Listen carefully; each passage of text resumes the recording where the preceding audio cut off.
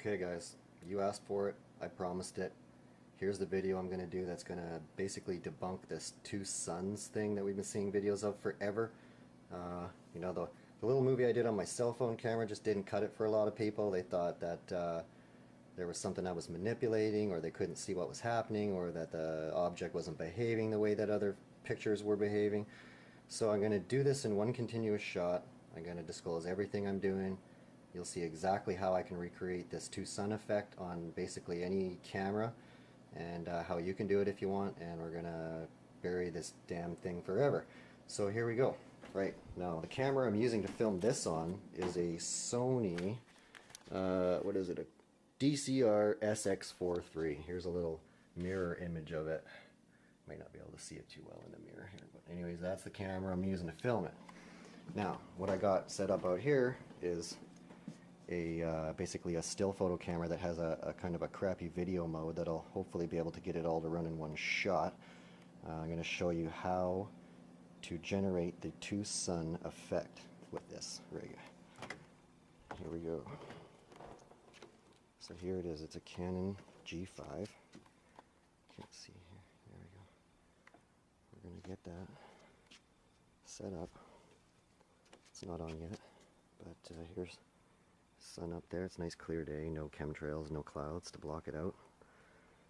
Unfortunately, I'm not going to ruin this $800 camcorder by pointing it directly at the sun, so I'm going to risk killing my crappy camera if I have to point it at the sun long enough to make this work.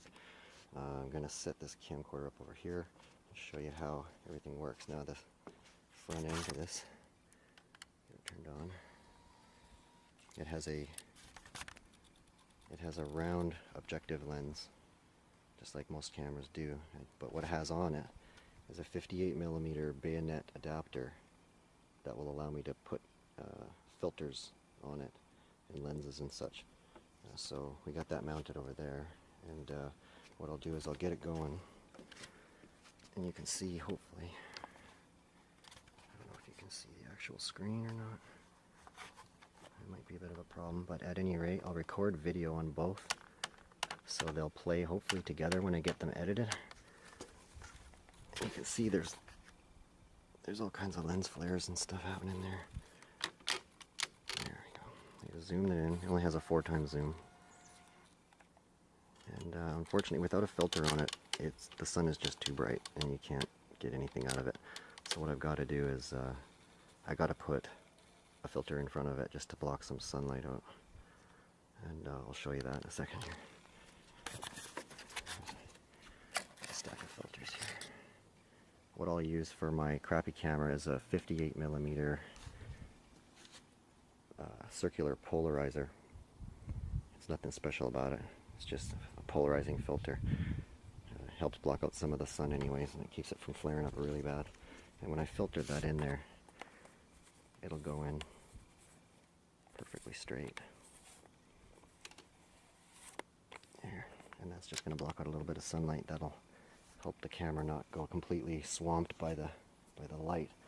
Now what I'm going to do is this here is just a cheapy what they call a UV filter. Really all it does is it has a very thin invisible coating on the outside that basically reflects high frequency short wavelength ultraviolet light, and it just helps your pictures not be as washed out when you're doing sunlight photography. So there's nothing really special about it. It's 1.8mm glass. It's completely flat, and this will be what generates our two sun effect. So what we're going to do here is I'll get the camera set up and start filming with the actual camera, and then we can start a synchronized video clip of this happening. There.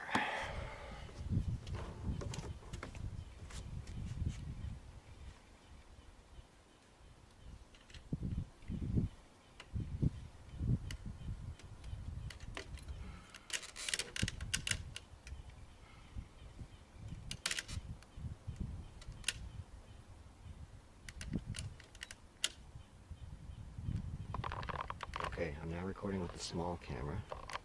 You can see my lens flares here. I'm going to try to rotate it. regular lens flares that follow the motion of the camera. Those are normal. Every camera gets those. The big lines in the middle are the sensor's getting swamped by sunlight, which is overexposing the sensor and causing it to stink. Kind of a bad thing. Nothing we can do about it right now. And the sun itself is looking really bright and washed out. Here, I gotta move my tripod. Okay. I've zoomed in 4 times here, and I'm just going to cycle through the lens flares so you can see what lens flares do.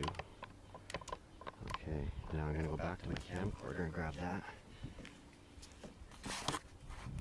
You can see it's just got the polarizer filter, and the filter is threaded correctly. It's perfectly in line with the optical path, meaning that the filter element is perpendicular to the light path, and that will be a properly exposed picture. And I don't know if this camera picks up the screen on my other little camera or not, but it won't matter because both of them will be filming at the same time.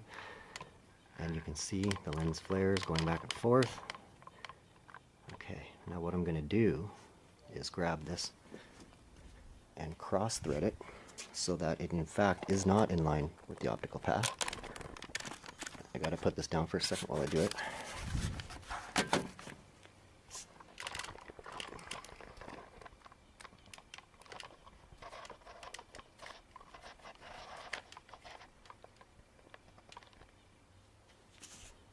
Okay. Hopefully the camera will pick this up. But now as you see, I've got my polarizing filter, and on top of it is the UV filter.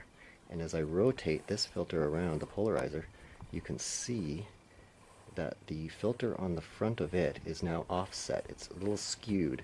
It's not perfectly perpendicular, which means it's going to generate an offset internal reflection, and that's going to cause our two-sun effect. And we're going to see that happening on our camera as we get back to the sun. Now all of a sudden, what you notice is that there is another little sun there. Fancy that, hey? Now watch. As I rotate my filter around, see if I can get this on shot here. Okay. I'll rotate this filter around, and that will follow the rotation of the filter. It's fucking amazing, hey? Just like I said it would. It'll go wherever you want it to go. And see? There's that second sun, and it's doing whatever I want it to do. Now watch this. I can move this camera. Oh, it looks like I just ran out of recording time on that. Oh, that sucks.